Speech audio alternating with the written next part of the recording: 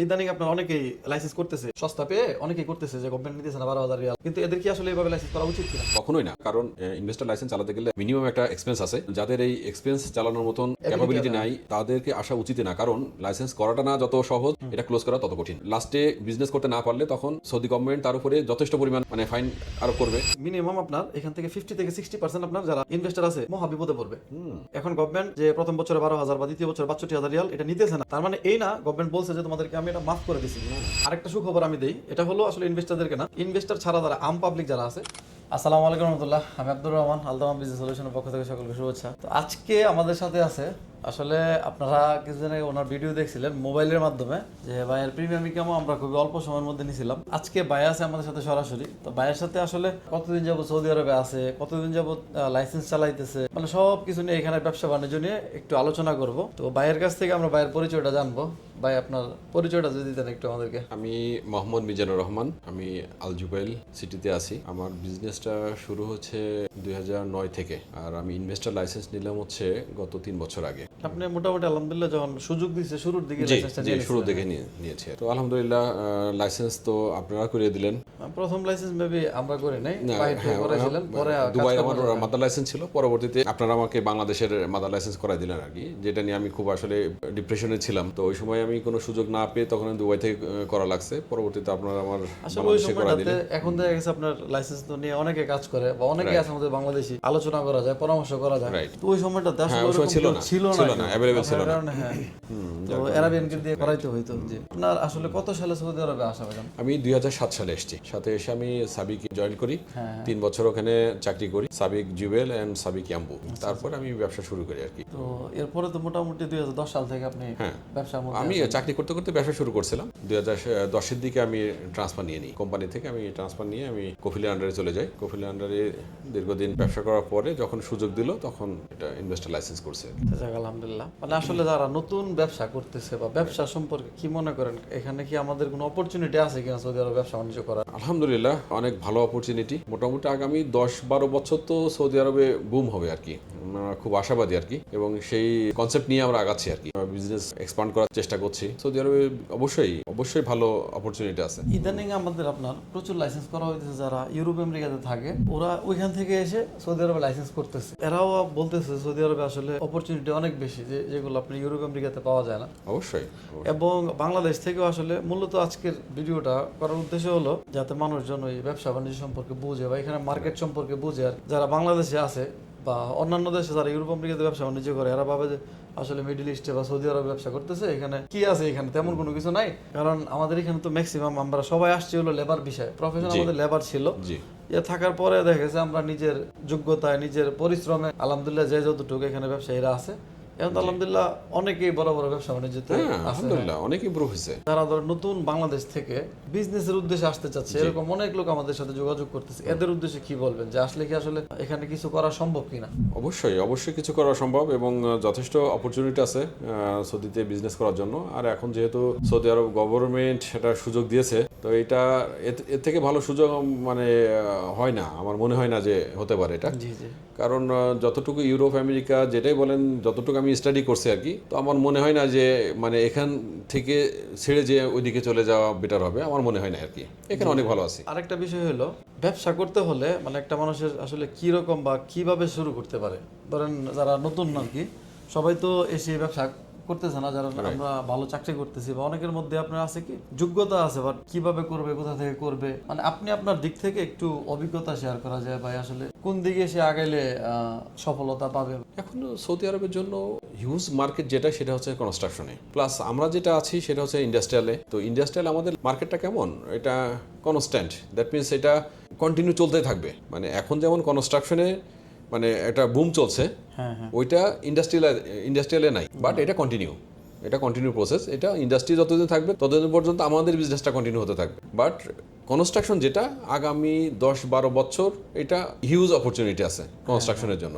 100% আমার মনে হয় যে নতুন যারা উদ্যোক্তা আসবে তারা কনস্ট্রাকশন নিয়ে আর ট্রেডিংটা নিয়ে যদি চিন্তা ভাবনা করে, এখানে কিন্তু আপনার রিয়েল এস্টেটের ব্যবসাটাও হ্যাঁ অবশ্যই। আমি ওই কনস্ট্রাকশন বলতে আমি রিয়েল এস্টেট প্লাস কনস্ট্রাকশন যেটাই বলেন, ওইটাই কি বোঝাচ্ছে আর কি, যে রিয়েল এস্টেট যেহেতু একটা মানে খারাপ সিচুয়েশন চলছিল মানে মিডল ইস্টের দিকে, জি জি। এখন যেহেতু সৌদি আরব একটা স্টেবল এরিয়া ইয়েতে চলে এসছে, তো সেই ক্ষেত্রে কনস্ট্রাকশনটা এটা আর আরেকটা বিষয় হলো দুবাইয়ের মার্কেট কিন্তু অনেক নিচে হয়ে অনেক গেছে। ডাউন হয়ে গেছে, অনেক ডাউন হয়ে গেছে। আপনি নিজেও আপনার নিজেও যদি দুবাইয়ের কোম্পানি আছে ভাইয়ের, তো আপনি নিজেও জানেন যে দুবাইয়ের অবস্থা কিরকম।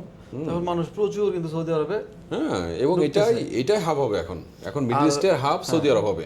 আর দুবাইয়ের বিষয়টা হলো কি দুবাই তো ছোট, রাইট, কিন্তু সৌদি আরব তো অনেক বিশাল, অনেক হিউজ এরিয়া পড়ে রয়েছে, যেটাকে ডেভেলপ এরা করছে, শুরু করছে অলরেডি, অনেক ভালো কিছু আশা করছি আমরা। লাস্ট আপনার আমি এক সপ্তাহ জিদ্দাতে ছিলাম, তো আমি দেখলাম যে আসলে জিদ্দা সিটিটা আসলে আমাদের দাম্মাম বা রিয়াদের মতো না, এটা আপনার অনেক আগায় যেতেছে, অনেক ডেভেলপ হইতেছে। অনেক ডেভেলপ। আমিও ওদের এক সপ্তাহ আগে এসেছি জেদ্দা থেকে, এক সপ্তাহ ছিলাম আমার বিজনেস কাজে ছিলাম আমি ওখানে, তো ওখানকার মার্কেট একটু সার্ভে করলাম, যথেষ্ট অপরচুনিটি আছে, হিউজ অপরচুনিটি আছে জেদ্দাতে। জেদ্দা রিয়াদ তো কনস্ট্রাকশনের জন্য মানে হিউজ অপরচুনিটি এখন। হ্যাঁ, আপনার জিদ্দাতে আসলে একটা জিনিস আমার ভালো লাগছে কি, যে আমরা রিয়াদে কিন্তু সারা দিন রাত 24 ঘন্টা মোটামুটি জ্যাম থাকে, ফজরের পর থেকে রাতের 12টা পর্যন্ত প্রত্যেকটা রাস্তায় জ্যাম থাকে। জ্যাম থাকে, তো জিদ্দাতে এটা পাইলাম না না, না না, এটা নাই। কোনো জ্যাম নাই, খুবই ডিসিপ্লিন, রাস্তাঘাট খুব সুন্দর, মানে এরা খুব পরিকল্পিতভাবে করতেছে। আসলে ওইটা দেখলে বোঝা যায় আসলে সৌদি আরবের ফিউচার কি হবে রাইট। বা কি হইতেছে। আরেকটা বিষয় হলো আপনার যে প্রিমিয়াম ইকামাট আমরা করছিলাম কিভাবে হইলো বা কেমন সময়ের মধ্যে করে দিয়েছি আসলে? মানে আসলে আমাদের প্রিমিয়াম ইকামাটা যে কিভাবে আসছে আমি নিজেই মানে ব্যাপারটা ইমাজিন করতে পারি না যে এত দ্রুত মানে এইটা যে আমি হাতে পাবো। আর বিষয়টা হয়েছে কি, আমি আসলে ব্যস্ততার কারণে সবার ফোন তো ধরতে পারি না। ভাই আলহামদুলিল্লাহ আমাকে অনেক স্নেহ করে, ভাইয়ের সাথে দীর্ঘদিন যাবত খুবই ভালো সম্পর্ক, আমরা দীর্ঘদিন যাবতই ভাইয়ের কোম্পানি সার্ভিস দিতেছি। তো এর মধ্যে ভাই একদিন আনফরচুনেটলি ফোনের মধ্যে তো ভাই বলতেছে, ভাই আপনি তো আমার কোনো কাজই করে দিলেন না। তো আমি বলতেছি, ভাই কি কাজ করে দেবো? তো তখন আমি আসলে ওই মিনিস্ট্রি অফ ইনভেস্টমেন্টের সামনেই ছিলাম, বললাম যে ভাই আপনি ডকুমেন্টগুলো আমাকে দেন, কাজ করতেছি। তো আলহামদুলিল্লাহ 4 থেকে 5 ঘন্টার মধ্যে আলহামদুলিল্লাহ ভাইয়ের প্রিমিয়াম ইকামা চলে আসছে। তো এটাও আসলে আসছে পসিবল হয়েছে কেন, ভাইয়ের কোম্পানিটা পুরাতন কোম্পানি, দ্বিতীয়ত হলো ভাইয়ের সবকিছু ঠিক ছিল। আমরা বাংলাদেশিরা ম্যাক্সিমাম যে প্রবলেমটা হয় কি, ভাই কোম্পানি করছে, এই কোথাও পাইছে 10,000 রিয়ালে কোম্পানি করে নিছে, কোম্পানির পরে যে কি কি করতে হবে ওগুলা কোনো কিছুই তার মেনটেন করে না, মেনটেন করা নাই, ঠিক নাই। কিন্তু আলহামদুলিল্লাহ ভাইয়ের কোম্পানির এভরিথিং ঠিক ছিল,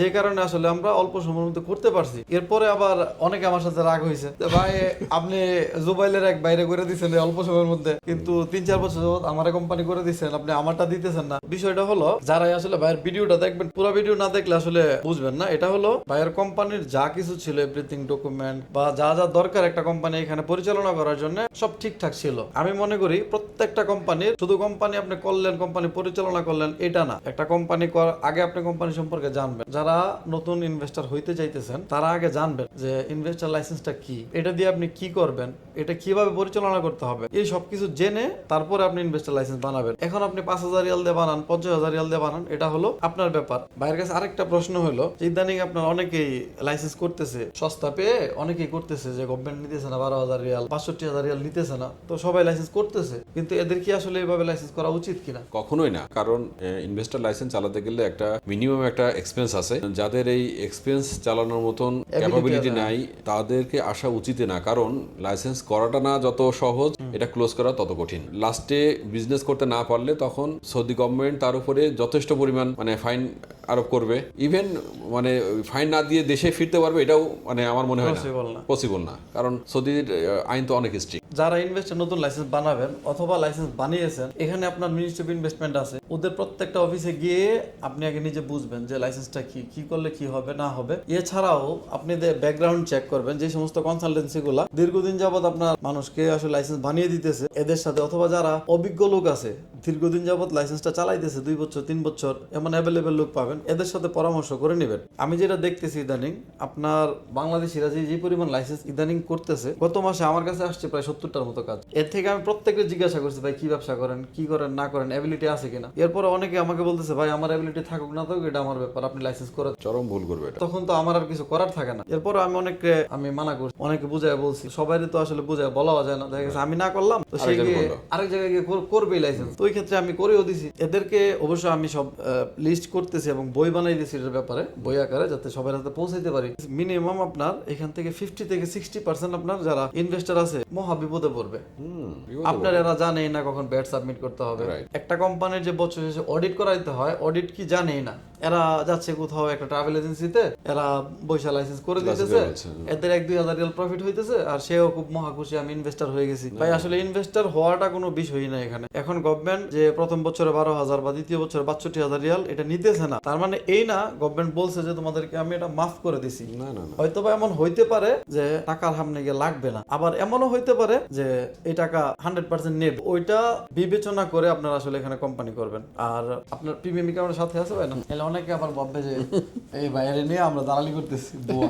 এই যে এটা হলো আসলে পুরাটা তো দেখানো যাবে না, এটা হলো বাইরের প্রিমিয়াম রেসিডেন্সি, এরকম হয় আর কি। প্রিমিয়াম রেসিডেন্সি পাওয়ার পরে এখানে যে বেনিফিট গুলা, আজকে আমি আরেকটা ইনফরমেশন পাইলাম, বাইরে নাকি একজন 100% দিয়ে বলছে যে এরকম প্রিমিয়াম রেসিডেন্সি হইলে বাহিরের কোম্পানি ছাড়াই ট্রেডিং কোম্পানি করতে পারবে, অথবা বাহিরের কোম্পানি ছাড়াই কোম্পানি করতে পারবে। এটা আসলে ভুল ধারণা। যদি আপনি এখানে ট্রেডিং করতে হয় তাহলে বাহিরের 3টা কোম্পানি আপনার মাস্ট বি দেখাইতেই হবে। তবে এটা করতে পারবেন যে কোম্পানিটা দেখানোর পরে একটা মাদার কোম্পানি রেখে 2টা কোম্পানি আপনি ক্লোজ করে দিতে পারবেন, যে ওই 2টা কোম্পানি আমার প্রয়োজন নাই, আমি এখন সৌদি আরবে ব্যবসা করব, এটা আপনি করতে পারবেন। কিন্তু এরকম কোনো সিস্টেম নাই যে প্রিমিয়াম রেসিডেন্সি আপনার আছে কিন্তু আপনার ওই কোনো বাহিরের কোম্পানি ছাড়া আপনি এখানে 100% কোনো কোম্পানি করবেন, এটা পসিবল না। আর প্রিমিয়াম রেসিডেন্সি হইলেও আপনার যদি বিজনেস করতে চান, মিসা লাইসেন্স আপনার লাগবেই, মিনিস্ট্রি অফ ইনভেস্টমেন্টের লাইসেন্স আপনার লাগবেই, সিজিল দিজারি লাগবেই, এটা ছাড়া আপনার ব্যবসা করতে পারবেন না। এখানে ব্যবসা করতে হলে বাংলাদেশ যেমন ট্রেড লাইসেন্স, এখানে হয় সিজিল তিজারি বলে এটাকে আরবিতে। সিজিল তিজারি নিতে হলে আপনাকে হয়তো সৌদি হইতে হবে, অথবা যদি আপনি কোনো গালফ কান্ট্রির এখানে যে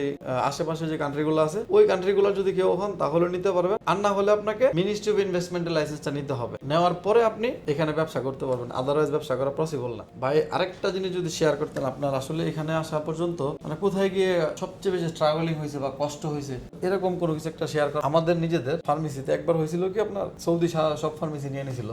আমার এই ধরনের হ্যাপেনিং হয়েছে 2 টাইমস। আমি যখন চাকরি করতাম, চাকরি করতে করতে আমি অফিস করছিলাম, এটা ছিল হচ্ছে কনস্ট্রাকশন অফিস। তো সাথে প্রায় 80 জন। আমি বিজনেস স্টার্ট করছি। হ্যাঁ, বিজনেস স্টার্ট করছি আমি চাকরি করতে করতে, যে আমি ইন ফিউচারে বিজনেস যখন বড় হয়ে যাবো তখন আমি সুইচ করব।